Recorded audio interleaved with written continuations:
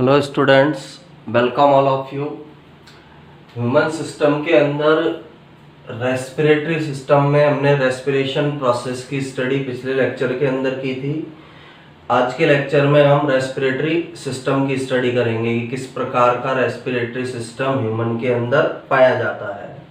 तो ह्यूमन के अंदर जो रेस्पिरेटरी सिस्टम है उसे बेसिकली तीन पार्ट्स के अंदर इसको डिवाइड किया जाता है। जो ह्यूमन का रेस्पिरेटरी सिस्टम या श्वसन तंत्र है, इसे तीन प्रमुख भागों में विभाजित किया जाता है या इसके तीन मेन पार्ट्स हैं। सबसे इसका जो फर्स्ट पार्ट होगा उसे अपर रेस्पिरेटरी सिस्टम कहेंगे, जिसके अंदर हमारे माउथ वाला पार्ट, नोज वाला पार्ट, फेरिंग्स वाला पार्ट और लैरिंग्स वाला पार्ट आता है। सेकंड लोअर रेस्पिरेटरी सिस्टम होता है। लोअर रेस्पिरेटरी सिस्टम में ट्रैकिया श्वास नली आती है, ब्रोंकाई और ब्रोंकियोल्स आते हैं, श्वसनिकाएं और श्वसन श्वसनिकाएं उसके अंदर आती है और लंग्स उसके अंदर आते हैं। थर्ड जो ह्यूमन के रेस्पिरेटरी सिस्टम का पार्ट है वो होता है जो मसल्स रेस्पिरेशन के अंदर यूज में आती है, जिन्हें रेस्पिरेटरी मसल्स के नाम से जाना जाता है, जिन्हें रेस्पिरेटरी मसल्स या श्वसन पेशियां कहा जाता है। तो तीन पार्ट्स के अंदर ह्यूमन के रेस्पिरेटरी सिस्टम को डिवाइड किया जाता है। सबसे इसका फर्स्ट पार्ट है the upper respiratory system. Upper respiratory system. Second part है इसका लोअर रेस्पिरेटरी सिस्टम। और थर्ड जो ह्यूमन के रेस्पिरेटरी सिस्टम का पार्ट है उसे बोला जाता है रेस्पिरेटरी मसल्स। Respiratory muscles. तो इन तीन पार्ट्स के अंदर ह्यूमन के रेस्पिरेटरी सिस्टम का डिवाइडेशन किया गया है। अपर respiratory system, lower respiratory system और थर्ड पार्ट को बोला जाता है रेस्पिरेटरी मसल्स के नाम से जाना जाता है। अपर रेस्पिरेटरी जो सिस्टम है उसके अंदर कौन कौन से पार्ट्स आते हैं?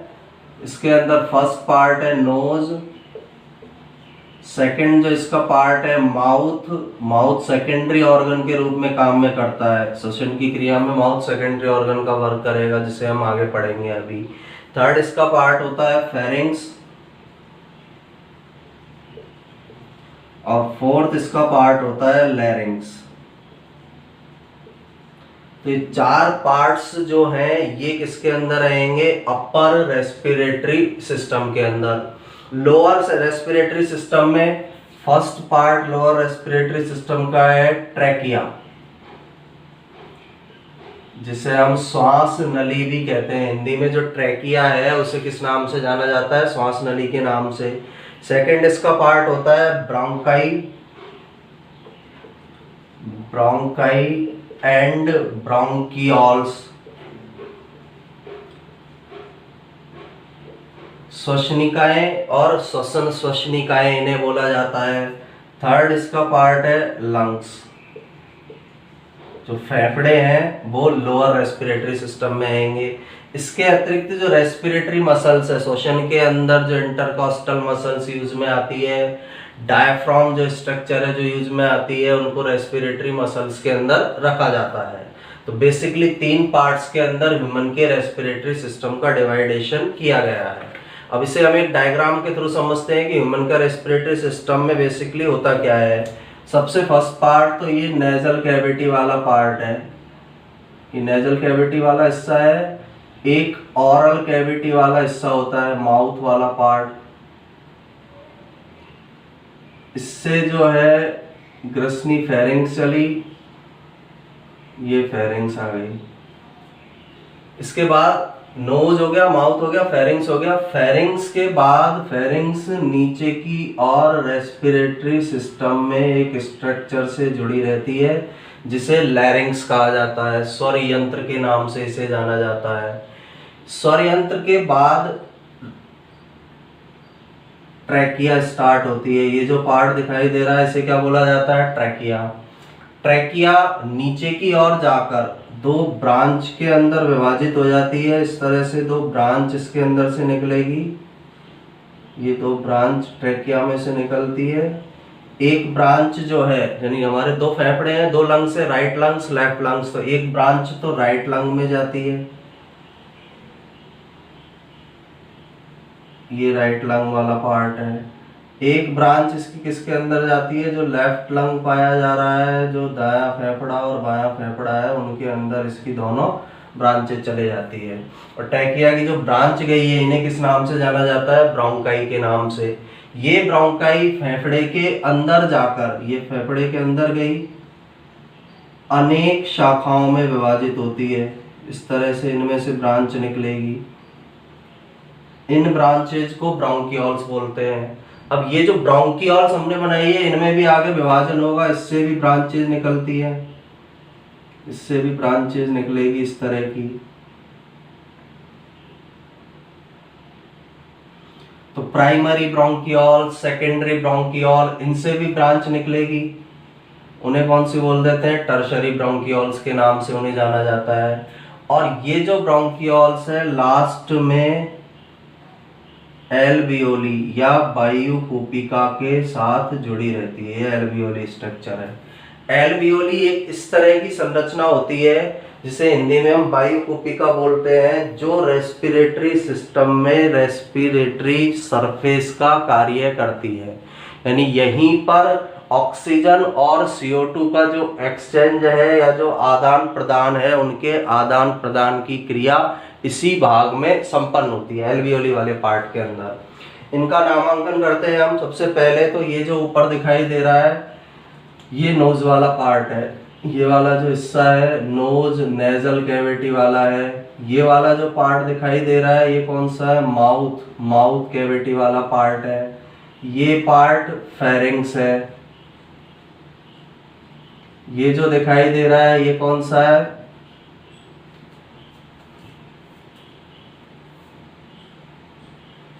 लैरिंग्स, ये लैरिंग्स पार्ट है। ये चारों पार्ट हो गए। अपर रेस्पिरेटरी सिस्टम यहाँ तक कंप्लीट है। लोअर रेस्पिरेटरी सिस्टम में ट्रैकिया, ये जो पार्ट है, ये हिस्सा है ट्रैकिया है। ये वाला पार्ट जो लैरिंग्स से नीचे निकलेगा वो क्या कहलाएगा, ट्रैकिया। ट्रैकिया जो ब्रांच में विभाजित हुई है, इन ब्रांचेज को बोला जाता है, एक ये वाली, एक ये वाली। ये जो दो ब्रांच है, इनको क्या बोला जाएगा, ब्रोंकाई। ब्रोंकाई भी लंग्स के अंदर जाकर कुछ ब्रांचेज में डिवाइड होती है। इन ब्रांचेज को किस नाम से जाना जाता है, ब्रोंकियोल्स। ब्रोंकियोल्स, ये प्राइमरी ब्रोंकियोल्स होते हैं, सेकेंडरी ब्रोंकियोल्स होते हैं, टर्शरी ब्रोंकियोल्स होते हैं।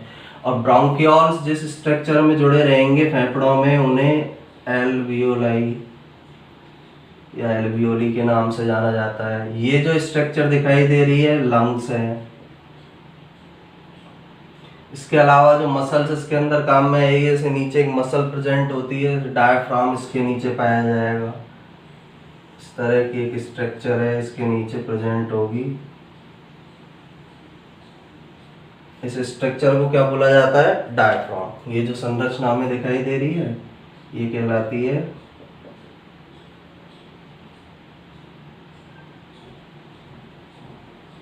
इस स्ट्रक्चर को डायफ्राम कहा जाता है। तो ये ह्यूमन का रेस्पिरेटरी सिस्टम है।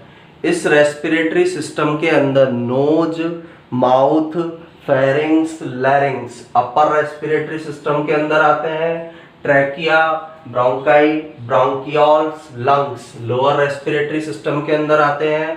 और मसल्स जो पाई जाती हैं, इंटरकॉस्टल मसल्स, वो नीचे की तरफ प्रेजेंट होती है। इन सब स्ट्रक्चर के बारे में हमें ह्यूमन के रेस्पिरेटरी सिस्टम के अंदर पढ़ना है। एक एक पार्ट को हमें पढ़ना है। अपर रेस्पिरेटरी सिस्टम क्या है, लोअर क्या है, और रेस्पिरेटरी मसल्स क्या है। तो सबसे पहले हम जिसका अध्ययन करेंगे, स्टडी करेंगे, अपर रेस्पिरेटरी सिस्टम के बारे में हम स्टडी करेंगे।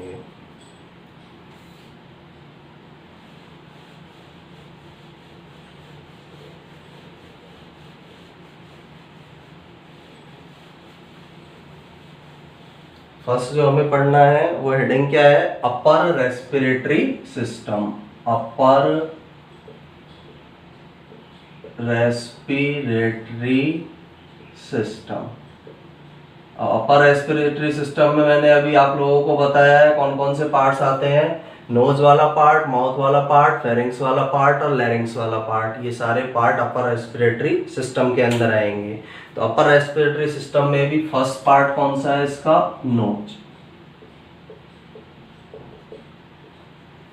अब नोज जो पार्ट पाया जा रहा है फर्स्ट रेस्पिरेटरी ऑर्गन है, यानी स्टार्टिंग यहीं से हो रही है, इसलिए ये पहला श्वसन अंग कहलाता है। यहीं से जो वायु है वो हमारी बॉडी के अंदर एंटर होती है, इसलिए इसे फर्स्ट रेस्पिरेटरी ऑर्गन कहा जाता है। प्रथम रेस्पिरेटरी ऑर्गन, प्रथम श्वसन अंग नोज वाला जो हिस्सा है उसको अपर रेस्पिरेटरी सिस्टम में बोला जाएगा।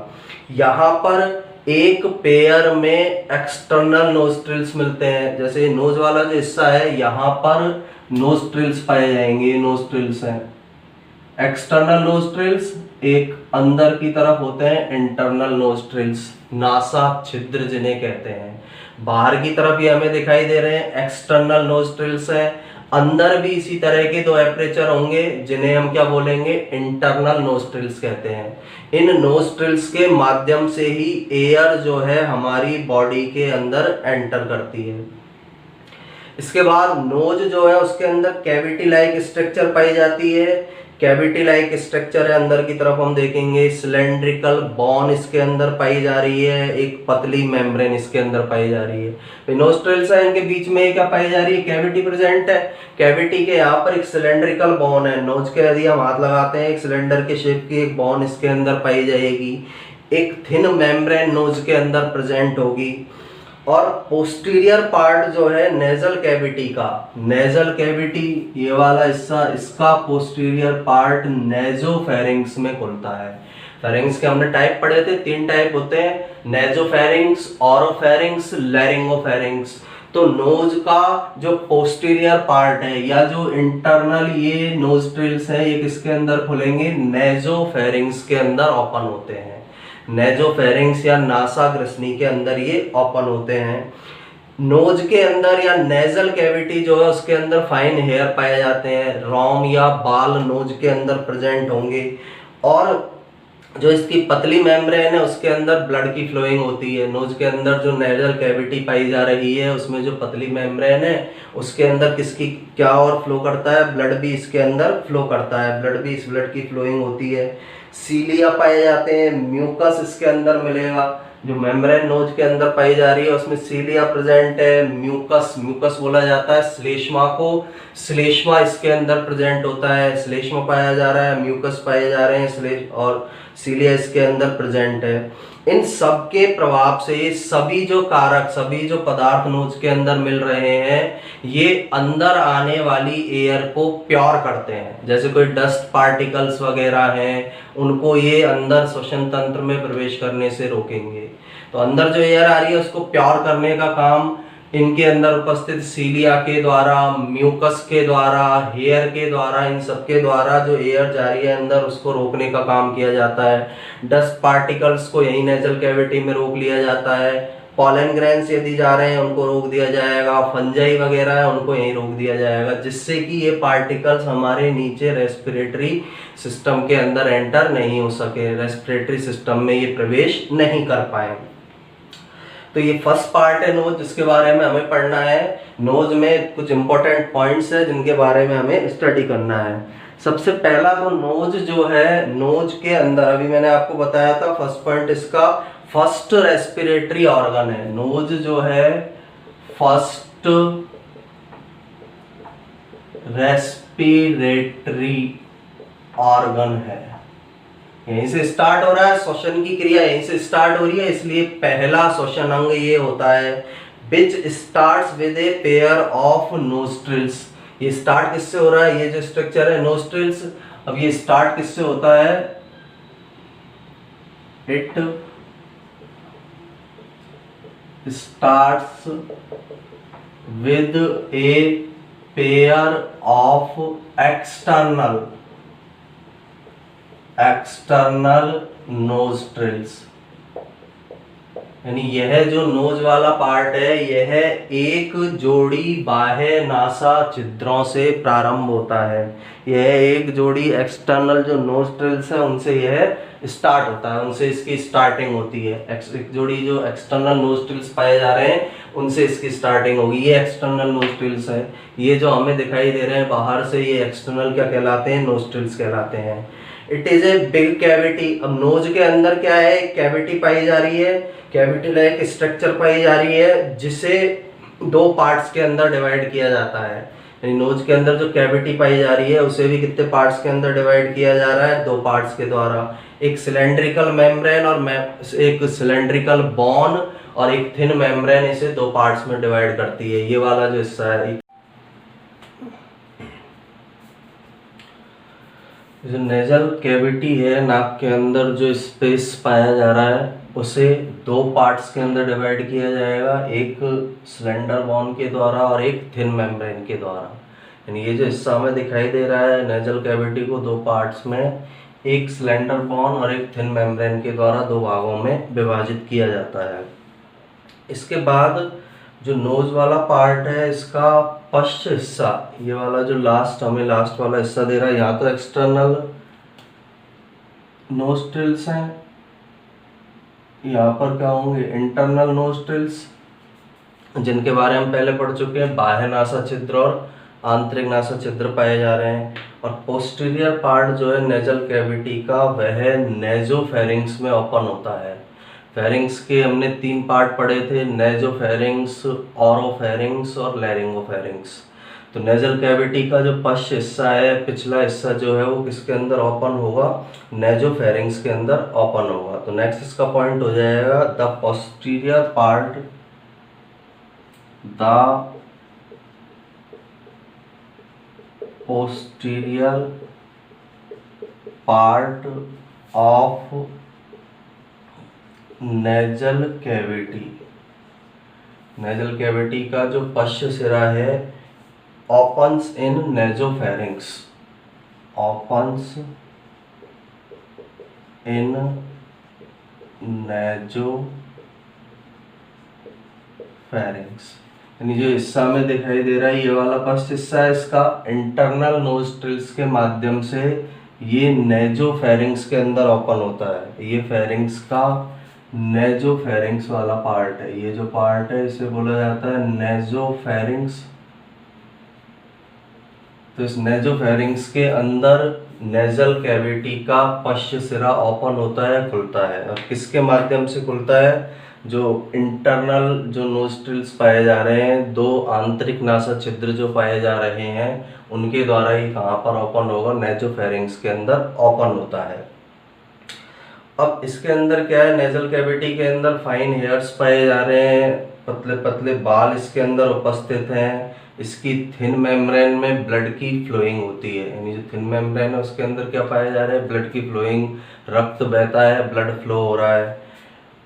और सीलिया इसके अंदर प्रेजेंट है, म्यूकस इसके अंदर प्रेजेंट है। तो ये सभी जो संरचनाएं हैं या पदार्थ है आपस में मिलकर जो भी एयर अंदर रेस्पिरेटरी सिस्टम के अंदर ली जा रही है उस एयर को प्योरीफाई करते हैं। यानी जो हेयर्स पाए जा रहे हैं इसके अंदर, थिन मेम्ब्रेन इसकी है जिसमें ब्लड फ्लो हो रहा है, म्यूकस इसके अंदर प्रेजेंट है, सीलिया इसके अंदर प्रेजेंट है। सभी संरचनाएं मिलकर जो एयर हमारे रेस्पिरेटरी सिस्टम के अंदर जाती है उस एयर को प्योरीफाई करने का काम करते हैं, उस एयर को शुद्ध करने का काम इनके द्वारा किया जाता है, उस एयर को इनके द्वारा प्योर किया जाता है। नेजल कैविटी में सब में थिन हेयर प्रेजेंट है, म्यूकस प्रेजेंट है और जो थिन मेम्ब्रेन है उसके अंदर ब्लड की फ्लोइंग है। इन सबके द्वारा अंदर आने वाली जो एयर है उसको छानने का काम किया जाता है। तो नेक्स्ट पॉइंट इसका the fine hairs, the fine hairs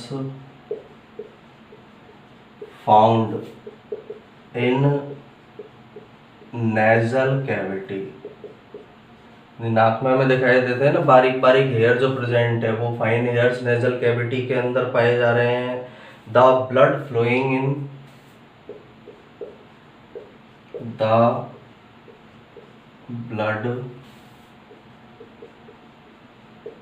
flowing in thin membrane.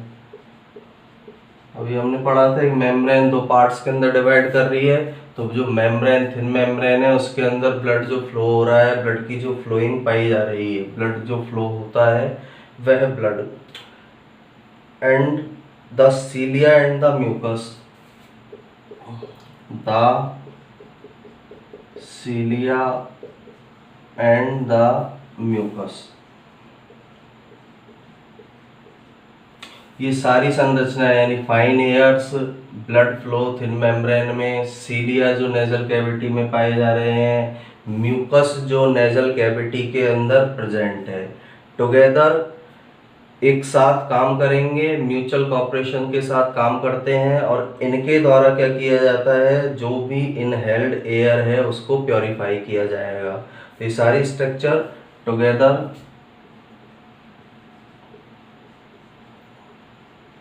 एक साथ आपस में मिलते हैं, एक साथ मिलकर प्यूरिफाइज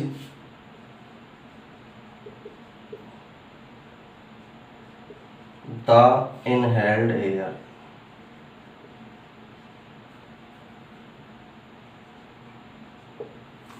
इस पॉइंट का मीनिंग क्या है, पॉइंट का मतलब क्या है, जो नेजल कैविटी में फाइन एयर्स पाए जा रहे हैं, थिन मेम्ब्रेन के अंदर जो ब्लड की फ्लोइंग हो रही है, सीलिया जो प्रेजेंट है नेजल कैविटी के अंदर, म्यूकस जो प्रेजेंट है, ये सभी एक साथ मिलकर जो भी वायु या एयर इनहेल्ड की जा रही है, अंदर ली जा रही है, उसको प्योरीफाई करने का काम करते हैं, उसको शुद्ध करने का काम करते हैं।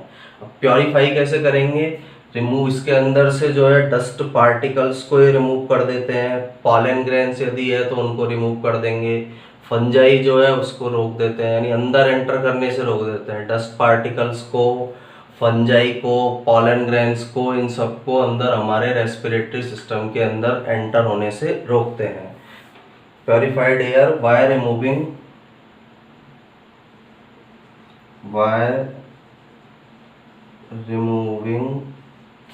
dust particles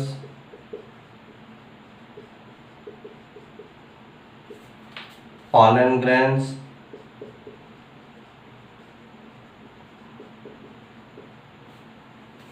and fungi।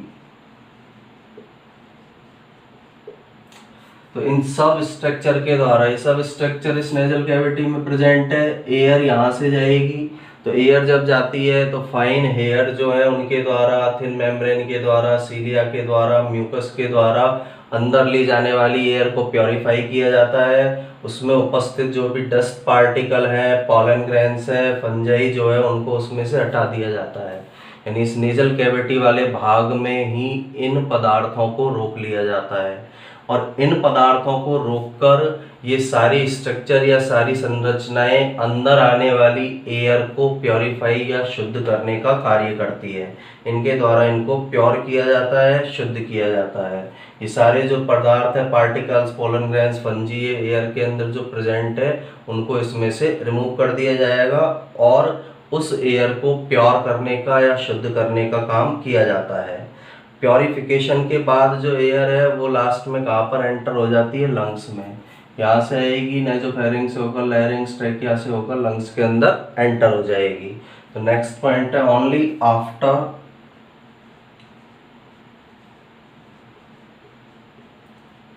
Purification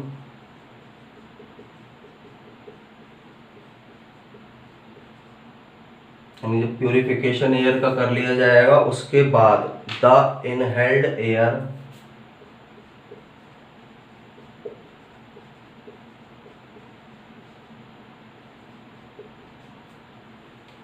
enter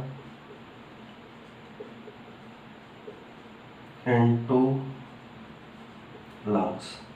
purification हो जाएगा एयर का प्योरिफिकेशन होने के बाद जो एयर है, इनहेल्ड एयर है, वो किसके अंदर एंटर होती है, लंग्स के अंदर एंटर होती है।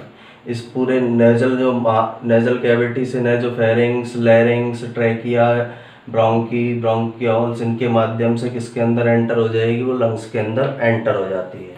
तो फर्स्ट पार्ट है हमारा अपर रेस्पिरेटरी सिस्टम का फर्स्ट पार्ट, जिसे नोज के नाम से जाना जाता है। एक बार इसको फिर से रिवाइज करते हैं।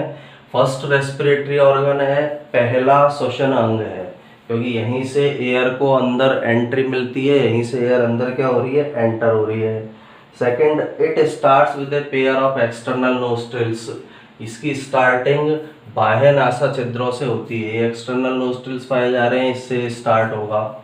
नेजल कैविटी, इसके अंदर जो खाली स्पेस पाया जा रहा है वो नेजल कैविटी है, divided into two parts bye slender bone and a thin membrane. Nasal cavity को एक स्लेंडर बोन के द्वारा और एक थिन मेम्ब्रेन के द्वारा दो पार्ट्स के अंदर डिवाइड कर दिया जाता है।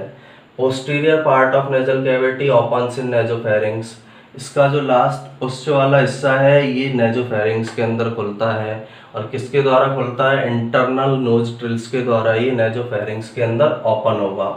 The fine hairs found in nasal cavity, the blood flowing in thin membrane, the cilia and the mucus.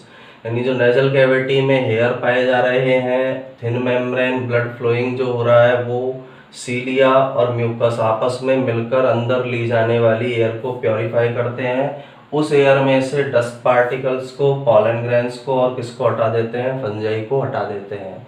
और जब ये प्योरिफिकेशन हो जाएगा, after the purification the inhaled air enters into lungs.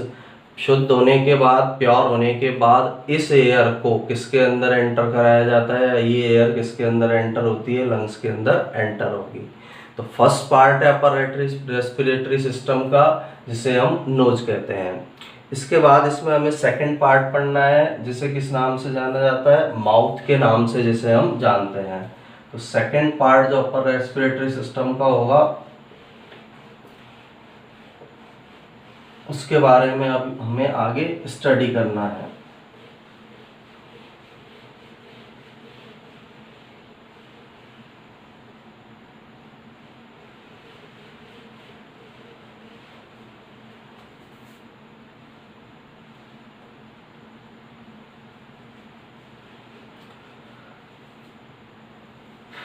तो सेकंड इसका हिस्सा जो है अपर रेस्पिरेटरी सिस्टम में, सेकंड पार्ट है माउथ।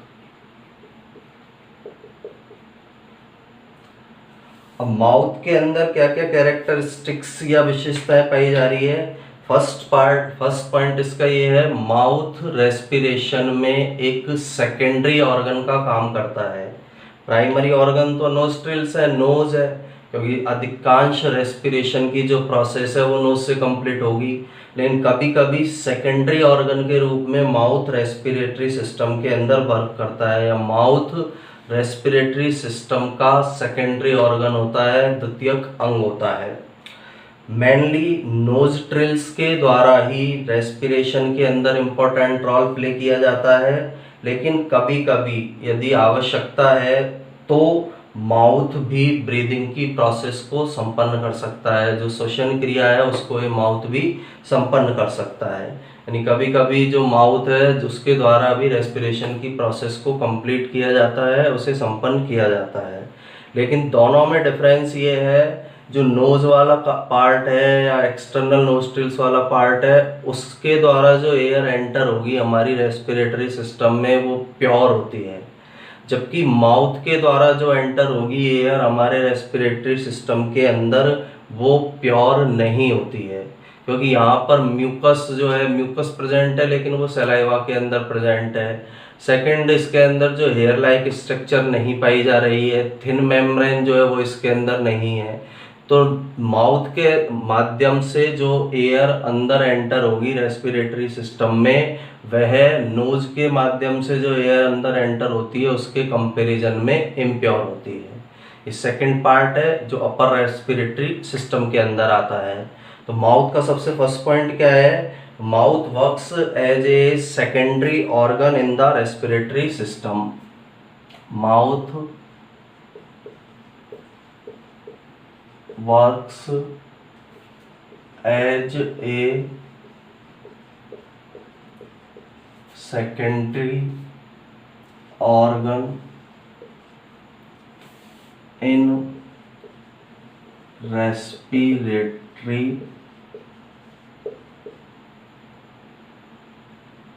system। यानी जो श्वसन तंत्र है उसके अंदर माउथ सेकेंडरी ऑर्गन का काम करता है। रेस्पिरेटरी सिस्टम में या श्वसन तंत्र में माउथ के द्वारा, मुख के द्वारा सेकेंडरी ऑर्गन का काम किया जाता है, द्वितीयक अंग का काम माउथ के द्वारा संपन्न किया जाता है। सेकेंडरी ऑर्गन के रूप में यह काम में आता है। सेकेंड पॉइंट माउथ का क्या है, इसमें नोस्ट्रिल्स जो है वो इम्पोर्टेंट रोल प्ले करते हैं ब्रीदिंग में, लेकिन यदि आवश्यकता है बॉडी को तो माउथ भी कभी कभी ब्रीदिंग की प्रोसेस के अंदर हेल्प कर सकता है। तो nostrils play main role, nostrils play main role in breathing.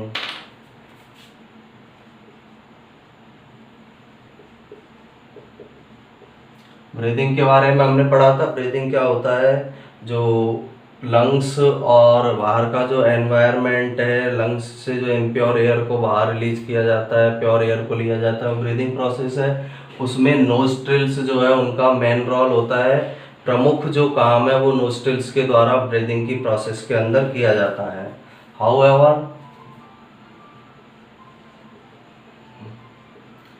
कभी कभी क्या होता है, at the time of need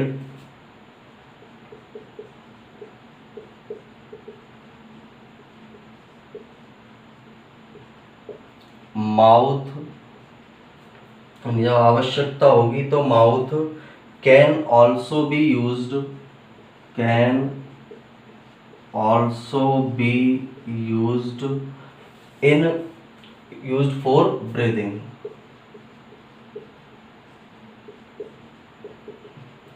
main role तो नोस्ट्रिल्स का है ब्रीदिंग की प्रोसेस में, लेकिन यदि नीड है, आवश्यकता है, तो माउथ भी ब्रीदिंग की प्रोसेस के लिए, माउथ का भी ब्रीदिंग की प्रोसेस या प्रक्रिया के अंदर यूज किया जाता है। माउथ का उपयोग भी ब्रीदिंग प्रोसेस के अंदर किया जाता है।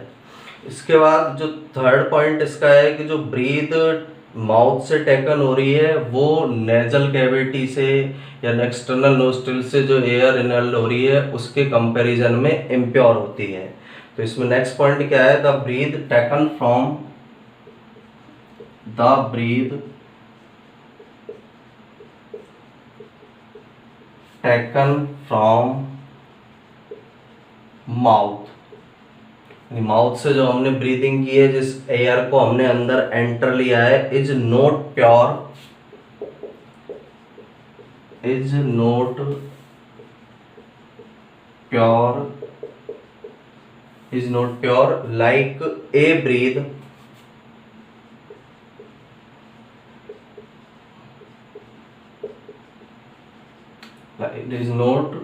is not pure like a breath taken from the nostrils।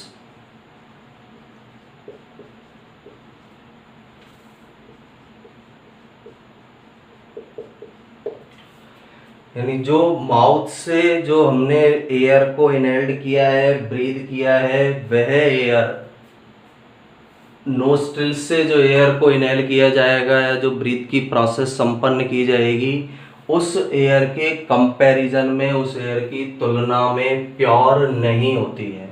Reason सीधा सा है, हेयर्स इसके अंदर प्रेजेंट नहीं है।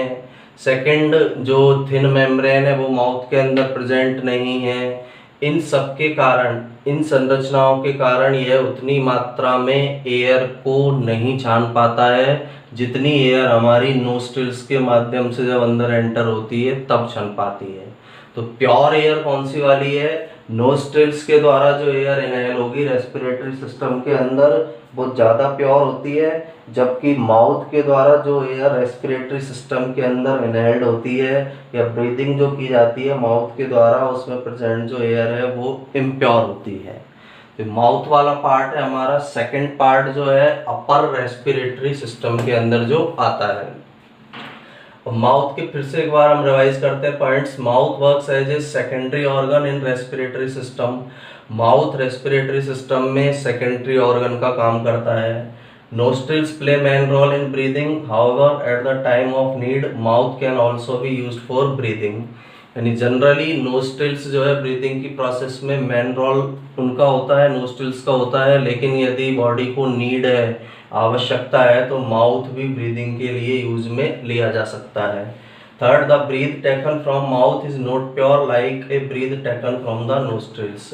माउथ के द्वारा जो ब्रीथ की जा रही है, जो श्वसन क्रिया की जा रही है, उसमें उपस्थित जो वायु है वह नोस्ट्रिल से ली गई ब्रीथ या एयर के कंपैरिजन में कम प्योर होती है, क्योंकि नोस्ट्रिल्स के अंदर अभी हमने नोज स्ट्रक्चर के अंदर पढ़ा था, इसके अंदर फाइन हेयर्स पाए जाते हैं, सीलिया प्रेजेंट है, थिन मेम्ब्रेन पाई जा रही है, वो स्ट्रक्चर माउथ में नहीं है, इसलिए ये नोस्ट्रिल्स के कंपैरिजन में कम मात्रा में एयर को प्योरीफाई कर पाता है। तो सेकंड पार्ट है हमारे अपर रेस्पिरेटरी सिस्टम का, जिसके बारे में हमने स्टडी किया है। इसके बाद जो थर्ड पार्ट होता है रेस्पिरेटरी सिस्टम का, उसे फेरिंग्स के नाम से जाना जाता है। नेक्स्ट जो पार्ट है रेस्पिरेटरी सिस्टम का, उसे क्या कहा जाता है? फेरिंग्स। फेरिंग्स स्ट्रक्चर के बारे में हम नेक्स्ट लेक्चर के अंदर स्टडी करेंगे। यानी दो पार्ट और बचे हैं इसमें, फेरिंग्स और लैरिंग्स। ये चारों पार्ट इसके अंदर आते हैं अपर रेस्पिरेटरी सिस्टम में। इसमें से हम नोज पढ़ चुके हैं, माउथ पढ़ चुके हैं। नेक्स्ट लेक्चर में हम फेरिंग्स जो स्ट्रक्चर है, फेरिंग्स जो संरचना है, वहाँ से स्टार्ट करेंगे। Thank you.